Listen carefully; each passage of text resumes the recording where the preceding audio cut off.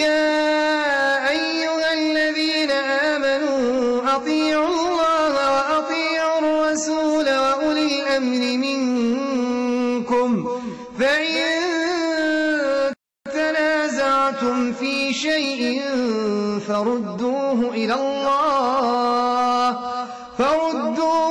الله والرسول إن كنتم تؤمنون بالله واليوم الآخر ذلك خير وأحسن تأويلا. نحمده ونصلي على رسوله الكريم. أعوذ بالله من الشيطان الرجيم. بسم الله الرحمن الرحيم. قل هو الله أحد الله الصمد لم يلد ولم يولد ولم يكن له كفوا أحد.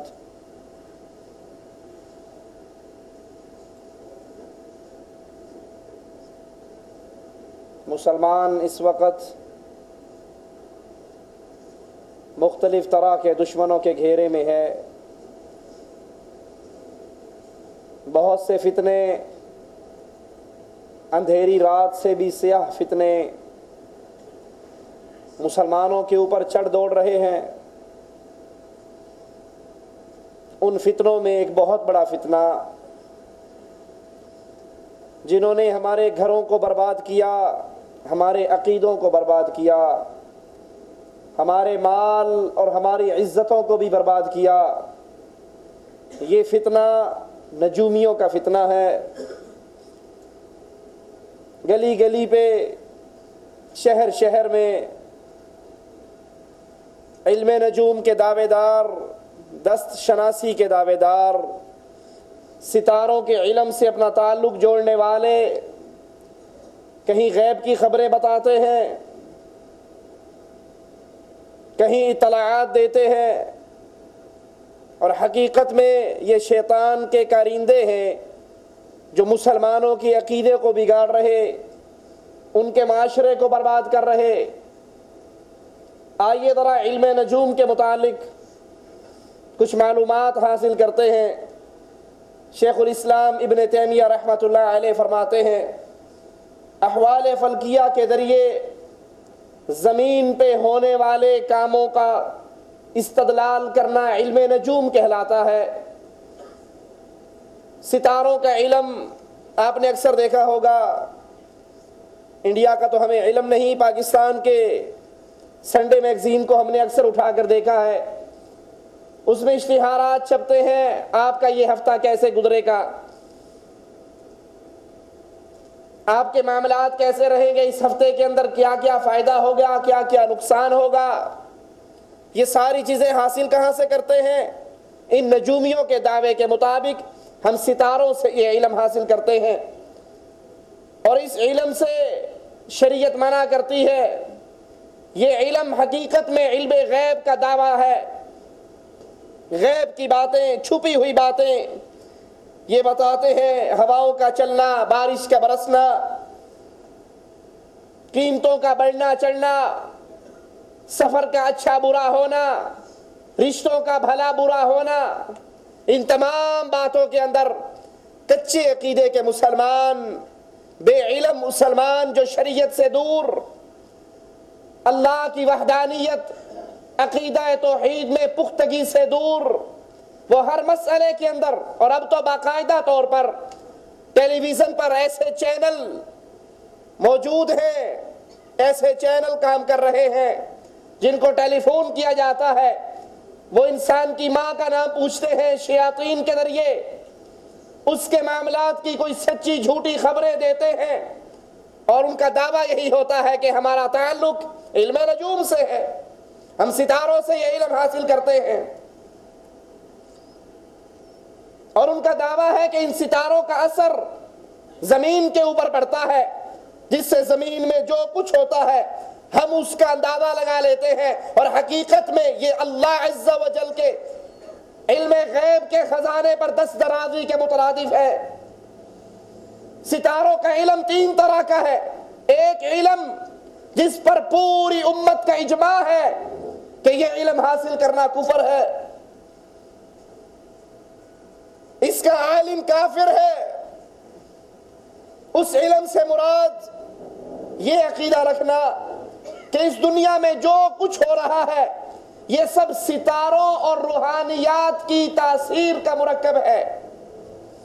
یہ کہ یہ ستارے زمینی نظام کے کنٹرولر ہیں. کسی کا ستارہ فلاں برج سے ملتا ہے، کسی کا فلاں برج سے.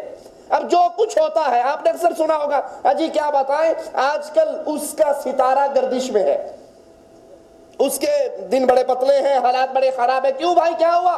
اجی اس کا ستارہ گردش میں ہے. انسانوں کی قسمتوں کا تعلق اللہ عز و جل سے توڑ کر یہ علم نجوم کے دعوے دار بد عقیدہ انسان ستاروں کے ساتھ لگا دیتے ہیں. ستارہ گردش میں ہے، حالات خراب ہیں، اجی آج کل اس کا ستارہ تو بڑی اونچی پرواز پہ ہے، مال میں کھیل رہا ہے، ڈالروں میں کھیل رہا ہے. یہ عقیدہ بالاجماع کفر ہے. اور یہ عقیدہ یہ ان بے دین نجومیوں کا عقیدہ ہے جن کی طرف ابراہیم علیہ السلام کو بھیجا گیا. یہ نجومی جس قوم کی طرف ابراہیم علیہ السلام آئے وہ سورج کی عبادت کرتے تھے، ستاروں کی پوجا کرتے تھے، چاند کی پوجا کرتے تھے، ان کے سامنے سجدہ ریز ہوتے تھے، ان کے لیے خاص تسبیحات کہتے، ان سے وہ دعائیں مانگتے جو دعائیں صرف ایک اللہ عز و جل سے مانگی جا سکتی ہیں. اس ستارے کی تصویر بنا کر خاص مقام پہ رکھتے، اس کے سامنے جھکتے، اس سے سوال کرتے، اور اس کے سامنے بیٹھ کر انہیں یہ گمان ہوتا کہ ان ستاروں کی روحانیت کا اثر ہم پہ آ رہا ہے. اور یہ روحانیت در حقیقت شیاطین ہے جو بعض اوقات ان سے کلام بھی کرتے ان کے ان باطل عقائد کی نفی کرنے کے لیے اور ان کو لا الہ الا اللہ کی دعوت دینے کے لیے مالک عز و جل نے ابراہیم علیہ السلام کو ان تک بھیجا. علم نجوم کی دوسری قسم کہ ستاروں کی گردش یا ان کے اجتماع اور افتراق سے زمین پر ہونے والے کاموں کا استدلال کرتے ہیں. یہ ان کاموں کو اللہ عز و جل کی تقدیر اور مشیت کے تابع قرار دیتے ہیں. اس علم کو حاصل کرنا بھی کوئی شک نہیں حرام ہے، اس علم میں خیر نہیں ہے. یہ علم انبیاء نے نہیں سکھایا، یہ علم انبیاء کے وارث صحابہ کرام نے نہ سیکھا نہ سکھایا. کیونکہ یہ دعوے ستاروں کو دیکھ کر زمین پہ ہونے والے کاموں کی پیشن گوئی کرنا، فلاں سال تک صدر رہے گا، فلاں وزیر اعظم بنے گا، فلاں یہ ہوگا، فلاں وہ ہوگا، یہ علم غیب کے اندر دعوے کے مترادف ہے. وہ علم جو خاص اللہ کی خاصیت ہے، یہ دعویٰ کرنے والا جیسے ہمارے مانسیرے کا بابا دھنکا شاہ ڈنڈے مار کر کہہ دیتا ہے اس سال نواز شریف وزیر اعظم بنے گا اور اگلے سال بے نظیر بنے گی. یہ علم غیب کے دعوے دار ہیں. یہ عقیدہ رکھنا، یہ علم حاصل کرنا قطعاً ناجائز ہے. اور ہمارے ہاں گلی گلی کے اندر نجومی، دس شناس، ستاروں سے تعلق جوڑنے والے امت کا تعلق اللہ سے توڑ کر اس مخلوق کی طرف جوڑ کر ان سے علم حاصل کرنے والے بیٹھے ہیں. ٹیلی ویژن پر ٹیلی فون کیجئے، آپ کو زندگی کا پورا حساب کتاب بتا دیں گے، آپ کی تقدیر اچھی اور بری کی طلاع دے دیں گے. یہ علم غیب کے دعوے دار ہیں. یہ عقیدہ بھی باطل ہے، یہ علم حاصل کرنا بھی باطل ہے. امام بخاری رحمت اللہ علیہ حضرت قتادہ سے قرآن حکیم کی ایک آیت وَلَقَدْ زَيَّنَا السَّمَاءَ الدُّنْيَا بِمَصَابِيحَ، اس آیت کی تفسیر بیان کرتے ہیں ہم نے آسمان دنیا کو چراغوں سے زینت والا بنا دیا. اس کی تفسیر میں امام بخاری رحمت اللہ علیہ حضرت قتادہ کا قول لے کر آئے کہ اللہ عز و جل نے ستاروں کو 3 اغراض کے لیے پیدا کیا. ستاروں کی پیدائش کا مقصد 3 چیزیں ہیں، 3 اغراض ہیں، 3 فائدے لیے جاتے ہیں. سب سے پہلے آسمان کی زینت، پھر شیطان کو مارنا، اور مسافروں کا راستہ معلوم کرنے کی علامت. مسافر ان ستاروں کو دیکھ کر وقت کا تعین کرتے ہیں، منزل کا تعین کرتے ہیں، راستے کا تعین کرتے ہیں۔ جس نے ان تین اغراض کے علاوہ اس کو کسی اور لیے سمجھا اس نے زبردست غلطی کی، اور حضرت قتادہ فرماتے ہیں اس کا آخرت میں کوئی حصہ نہیں، آخرت میں اس کا کوئی حصہ نہیں، اس نے آخرت میں اپنے حصے کو کھو دیا۔ اور یہ تینوں چیزیں قرآن حکیم سے ثابت ہیں۔ پہلی چیز، ستاروں کو پیدا کیا گیا آسمان کی زینت کے لیے، قرآن حکیم میں آتا ہے وَلَقَدْ زَيَّنَا السَّمَاءَ الدُّنْيَا بِمَصَابِيحَ، ہم نے آسمان دنیا کو چراغوں سے زینت والا بنایا۔ ستاروں سے کے ذریعے شیطان کو مارا جاتا ہے، قرآن حکیم میں ہے وَجْعَلْنَاهَا رَجُومًا لِلشَّيَاطِينِ، اور انہیں ستاروں کو شیطانوں کے مارنے کا ذریعہ بنایا۔ اور راستہ معلوم کرنے کی علامت کی دلیل بھی قرآن حکیم میں ہے وَعَلَامَاتٍ وَبِالنَّجْمِ هُمْ يَهْتَدُونَ، بہت سی نشانیاں مقرر فرمائی، اور یہ کہ ستاروں سے لوگ راہ حاصل کرتے ہیں۔